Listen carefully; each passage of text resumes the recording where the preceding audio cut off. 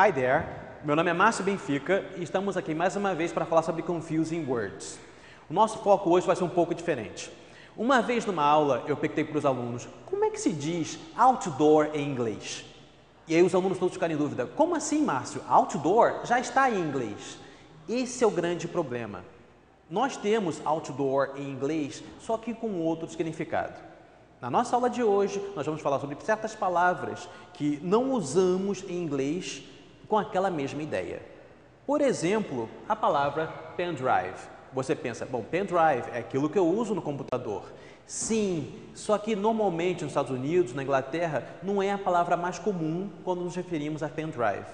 As três palavras mais comuns para isso seriam flash drive, memory stick. Na verdade, memory stick seria mais ampla, não seria só para pendrive propriamente dito, tá? E USB drive. Essas três palavras aqui são mais comuns quando nós queremos dizer em inglês pendrive. A outra palavra que seria importante seria outdoor, né? Você pensa, mas outdoor é aquele cartaz, aquela propaganda que nós temos na rua. Não. Na verdade, outdoor em inglês é billboard. Por que isso? Muito simples. Para pensar, gente. Board é o quê?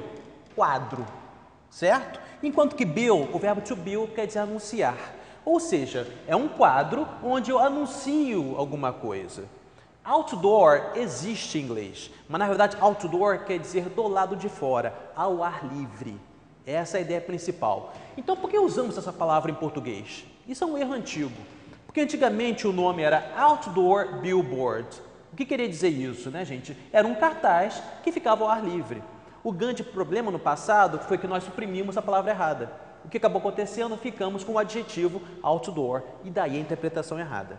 E a coisa acabou piorando com o tempo. Hoje em dia nós temos bus door, né? Você parar para pensar, porta do ônibus? Sim, em inglês essa seria a ideia. Mas em português, bus door é usado como aquela propaganda que nós vemos no fundo do ônibus. Mas isso também, gente, não existe em inglês, tá? Aquela propaganda de fundo de ônibus não pode ser chamada de bus door.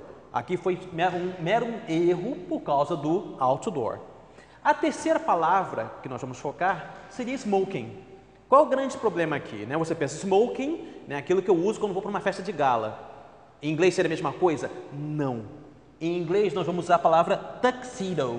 Essa que é a palavra em inglês para smoking em português. Qual foi o grande erro aí?